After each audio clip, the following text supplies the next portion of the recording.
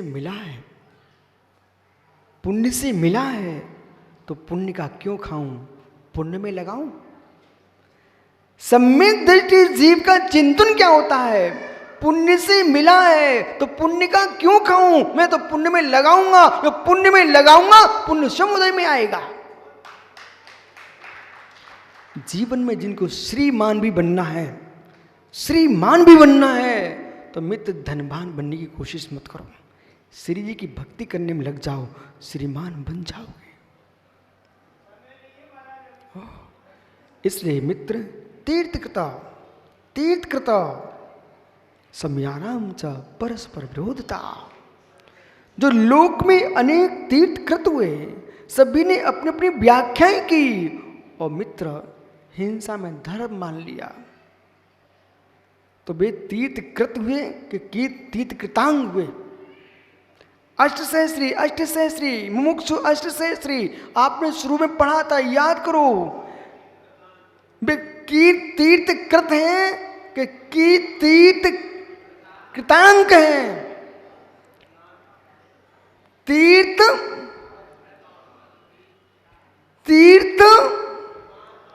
कृतांक,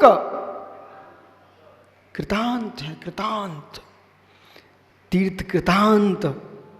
मित्र तुम तीर्थ करने वाले हो कि तीर्थ को नाश करने वाले हो। जो पुरुष तीर्थ के नाम पर, धर्म के नाम पर जीव का वध करे, जीव का बदनाम करे, जीव का वध करे अथवा जीव को बदनाम करे, वे तीर्थ कृत नहीं है, वे तीर्थ कृतांत हैं, तीर्थ कृतांत हैं। अष्टसहस्री में आचार्य विद्यानंद स्वामी कह रहे हैं, अरे तुम परस्पर में पूरा पर में विरोध से भरे हुए हो, तुम तीर्थ कृत कैसे हो सकते हो, तुम तो तीर्थ कृतांत हो, तीर्थ का अंत करने वाले हो। जो तीर्थ कृत होता है ज्ञानियों, और जहां तुम खड़े होके आहार करने खड़े हो जाओ, वहीं पर लोग तुम्हारे चरणों को छूने लग जाए, और अपने घर के चौके में, रसोई घर में जहाँ तुम खड़े हुए थे, वहाँ मेरे मित्र जमीन को छूने लग जाए। जे गुरु चरण जहाँ धरें, जग में तीरथ हो। आस्था देखो, प्रशंसा करिए बेटा। पंचम कल की आस्था देखो, पंचम काल की आस्था के साथ खिलवाड़ नहीं होना चाहिए। समुद्र सागर पंचम काल की आस्था के साथ खिलवाड़ नहीं होना चाहिए। कितनी श्रद्धा। मुराद जिस चौकी पे बैठे थे, कमल कल एक माँ उस चौकी पर अपनी साड़ी का पल्ला, राजू गया क्या मित्र? वैदिक दर्शन में क्या होता है कि जो महापुरुष हैं, तो ये माता बहनें, उनका पति भी तीर्थ बंधना को जाए तो लेट लेट के पौड़ भर के निकलते हैं, तो पीछे से पत्नी अपने पल्ले से उसकी मिट्टी को अपने माथे पे लगाती है। माथे पे किसकी मिट्टी को? जहाँ उसका पति लेट लेट करके जा रहा है, तो उसके पीछे से पत्नी पल्ले से माथे पे लगा रही है। सचिन देखा? अब बेटा देखना, यहाँ पर एक माँ सलेस मुराद बैठे हुए थे, वहाँ से उठ के चले गए। उसने शीघ्र ही उस पार्टी पर अपना धोती का पल्ला ऐसे लगा कर ऐसे माथे पे लगा लिया। ओ मित्र, ये पंचम काल की श्रद्धा देखो। आचार्य विमल सागर महाराज पन्ना जिले में एक जंगल में एक चट्टान पर बैठ गए थे। उस चट्टान पर जाने के बाद वहाँ के किसान ने उस पर चरण बना लिए अपने हाथ से खोद करके। आज के तारीख में उन चरणों की पूजा कर रहा है। उसी जंगल से एक दिन मैं निकल रहा था, तो किसान पीछे से दौड़ के आया। ककरेहटी जनवार, ककरेहटी के बीच में जंगल में जनवार करके, उस जंगल में ये पीछे से आवाज आई, महाराज जी महाराज जी महाराज जी, आपके गुरुजी हैं। तो मैंने पीछे मुड़ के देखा, यहाँ कौन गुरुजी है? बोले महाराज जी ठहरो, गुरुजी हैं। मैं रुका। जब रुका तो जाकर के चट्टान के पास पहुंच गया।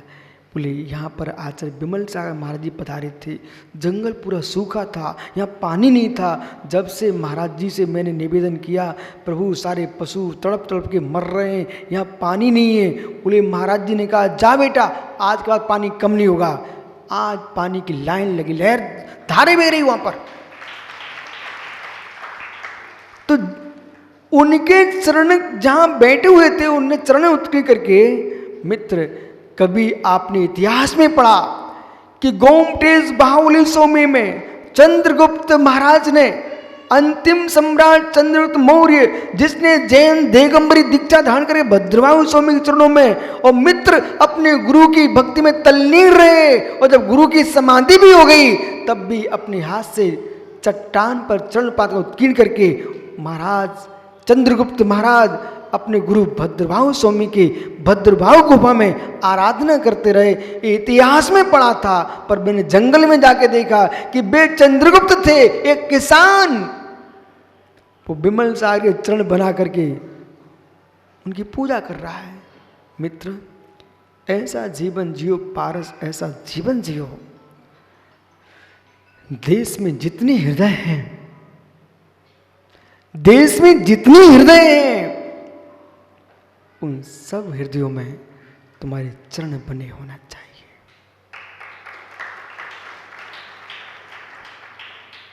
दीवारें गिर भी जाएंगी, दूसरा गिरा देगा। बोला दीवारों में मत छपो, चट्टानों पर ही नहीं, हृदय में आपके चरण लोगों के हृदय में स्थापित हो जाए। ये कब संभव है? जब हर प्राणी के प्रति आपकी अगाध करुणा होगी। पच शून्य, पंथ शून्य, संत शून्य, सबसे भिन्न जीवन जियोगे। हर व्यक्ति के प्रति बासल भाव टपकेगा, तो हर व्यक्ति कहेगा ये मेरे गुरु हैं।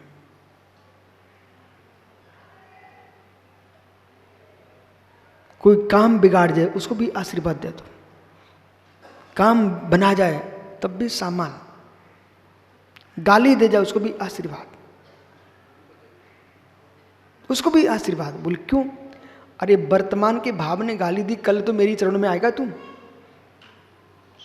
महेंद्र, एक सज्जन मेरे पास आए और मुझे मालूम था, यहीं पर सम्मेश कर 2 महीने पहले मुझे मालूम था इन्होंने थोड़ा उपद्रव मचाया था, और सम्मेशकर में नंदीश्वर गेट है ना, वो वहाँ से मैं जा रहा था, गेट पर ही मिल गए और बेचारे लौट गए चरणों में। मैंने उनको बराबर आशीर्वाद दे दिया। अब भी चेहरा मेरा देख रहे थे, महाराज जी मुझे आशीर्वाद देंगे कि नहीं देंगे। मैंने कहा ज्ञानी ज्ञानी, राग देश रागियों में ही होता है, मुनियों में राग देश होने लग गया तो फिर मेरे मित्र बीत रागता खोजने कहाँ जाएंगे? फिर कहता महाराज जी हम शांति धारा करेंगे, आप करा दोगे क्या? मैंने कहा जरूर, तू शांति धारण कर लेगा, मैं शांति धारा करा दूंगा, चल। वो घर जाके क्या बोलता है? बोले हमने तो ऐसा किया था, पर महाराज जी ने तो खूब आशीर्वाद दिया। मित्र मित्र, एक प्रश्न है, कमल भैया एक प्रश्न का उत्तर देके चले जाओ। प्रश्न इतना सा है, मिश्री मीठी उगती की कड़वी? जल्दी उत्तर दे तो जल्दी चले जाना। फिर मीठी कड़वी? मीठी। लेकिन मित्र जो मिश्री बनाता है उसको मिश्री मीठी लगे तो बात जमती है, पर आप मिश्री को जब खाते हो तो दांतों नीचे तोड़ते हो कि उसके तिलक लगाते हो? बोल बोल भैया बोल, जल्दी बोल।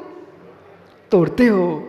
आहा हा, मेरे मित्र मिश्री चखते चखते कभी इतना विवेक नहीं जगा कि धन्य मिश्री तुझे, कि मैं तुझे दांतों में तोड़ तोड़ के चबा देता हूं, बिल्कुल टुकड़े कर दिए, पीस दिया, फिर भी तूने मिठास ही दिया।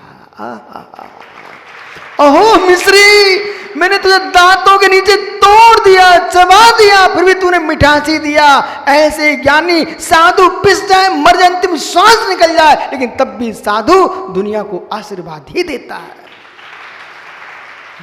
जाओ भैया, कहाँ जाना है? कहीं नहीं जाना। इसलिए ज्ञानी जीवन में जीवन में कितने दिन तुम्हारे खोटे आ जाएं भैया, कोई तुमको गाल पर चांटा भी मार जाए तब भी उसको तुम आशीर्वाद ही देना। बोले क्यों? सुन रहा ना भैया? किसको बुलाना है भैया?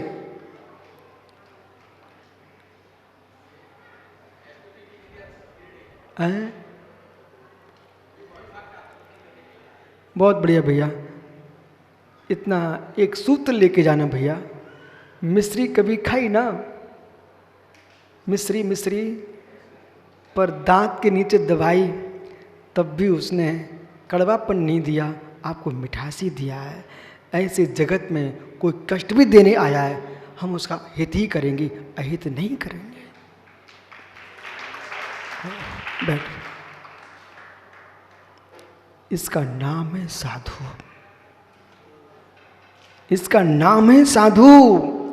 मिश्री जैसा मिठास जिसके पास हो कि दांतों से टुकड़े टुकड़े करने वाले को भी मुख मीठा करती है। और इतना ही नहीं, संजय सागर को सीख लो मित्र, उस मिश्री के अंदर एक धागा होता, धागा देखा आपने कभी? ओहो सुरेश, मिश्री को लोग बाद में चूसते बच्चे, पर सबसे पहले धागा चूसते हैं, जबकि धागा में मिठास था ही नहीं। पर धन्नो मिश्री की महिमा कि जिसने सूखे धागे को भी मीठा कर दिया हो, उसी का नाम साधु है। जो सूखे हृदयों को भी मीठा कर दे, इसका नाम साधु है। समाज में, देश में, राष्ट्र में, विश्व में जो कड़वापन फैलाए, खटास फैलाए, टुकड़े करा दे, हमारे देश की अखंडता तो तोड़वाए, उसका नाम साधु नहीं है। देश में अखंडता की मिश्री बोल दे, उसका नाम साधु है। झगड़ा कराना साधु का धर्म नहीं है, झगड़ा मिटाना साधु का धर्म है। धनी जो मनीषी जीव होगा, प्रज्ञावंत होगा, विवेकी होगा, वो संवाद नहीं फैलाएगा, वो हर व्यक्ति के प्रति प्रेम की गंगा बहाएगा। कल एक पत्रकार जी आए थे भैया आपके लक्ष्मी चैनल की, बोले महाराज जी हमने ज्ञानी पूरे देश में जब कोरोना चल रहा था तब तेरापंथी कोठी में दीपावली महोत्सव चल रहा था। एक बार तो सुब्रत सागर जी हमारा सुरेश भाई बेचारा वहां से चिल्ला रहा था कलकत्ते से, बोले क्या करवा रहे हो कमल भाई? कमल बेचारा रोते रोते मेरे पास, बोले महाराज जी सुरेश डांट रहा था, बोले तुम कोई पाबंदी नहीं कर रहे हो यहाँ पर, क्या है? मैंने धीरे से कहा सुरेश से कह देना मित्र, यदि कलकत्ता में तुझे परेशानी हो तो यहीं आ जा, यहाँ कुछ भी नहीं होगा। पारस प्रभु के चरणों में किसको कोरेना आता है मेरे मित्र? कोरेनों का कोरेना आ जाएगा, लेकिन यहाँ कोई को कोरेना नहीं आया। इसलिए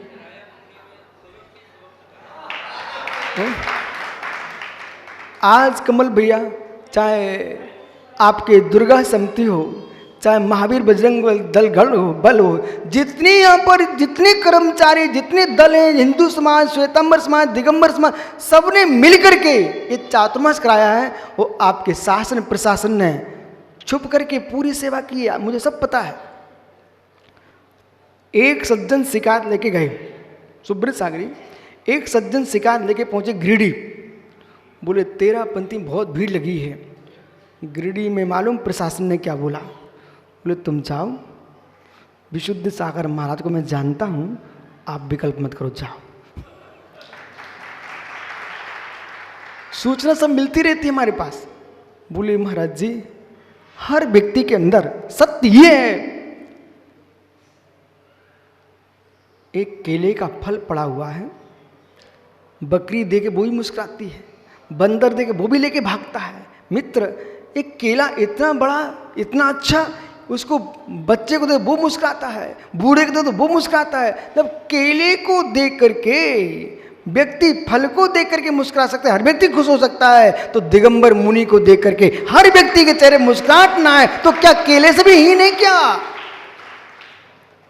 देख भोला भाई, सबसे पहले तुम 50 फल डाल देना और केला डाल देना, बंदर सबसे पहले किसको उठाएगा? केले को उठाता है। क्यों? केला छील करके मीठा निकलता है, ऐसे दिगंबर मुनिराज बस उतार करके मीठे बनते हैं। ये तीर्थंकर की निधि नहीं तो प्रतिनिधि तो है। आइए, इसलिए यहां पर क्या कह रहे हैं, बस गाथा समझ लीजिए आप। इतनी देर इसलिए लगा रहा हूं सोनू कि भोले जैसे पंडित जो ये कहते हैं क्या होता है, देख बेटा, जिनवाणी के सामने किसी की मनवाणी नहीं चलती है। रेणते संयुक्तो जीवो वही उत्तम तीर्थम, जो रत्नात्र से युक्त जीव है वही तीर्थ है। संसार त्री अधो, यदि संसार से तिरना चाहते हो तो रेणते दिपुड़ाए, आहा, रत्नात्र से युक्त ये बेतरागी मुनिराज, ये सब मिलकर तीर्थ क्यों? कोटा कोटि मुनिराज यहां पर आकर के देश में कहीं भी हो, लेकिन अपनी समाधि के काल में आकर के निर्वाण को प्राप्त करने के लिए सम्मेश कराएं। तो मेरे मित्र, उन तीर्थंकर योगी महायोगियों के चरण पलवों से ये भूमि शाश्वत भूमि, तीर्थ भूमि, सिद्ध भूमि बन गई। रेणत रत्नात्रय तीर्थ है,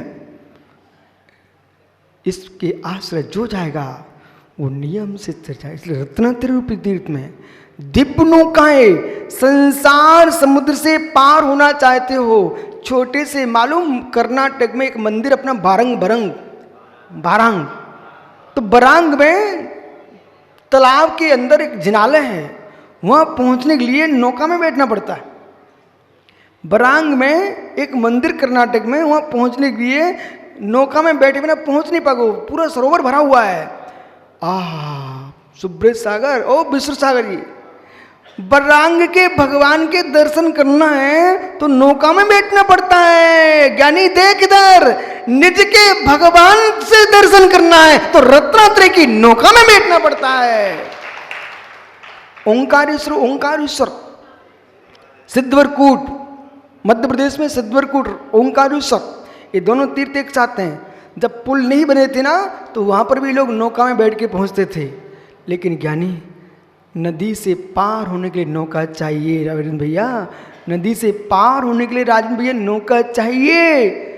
तो मुमुक्षु, आगरा, सोरीपुर, बटेश्वर में यमुना को पार करने के लिए तुमको नदी में नौका चाहिए। संसार समुद्र से पार होने के लिए रत्नात्रय धर्म की नौका चाहिए। ऐसे धर्म में जो युक्त हैं, ऐसे महामुनीश्वर ही परम तीर्थ हैं, इनकी शरण में चले जाओ, सबका कल्याण होगा।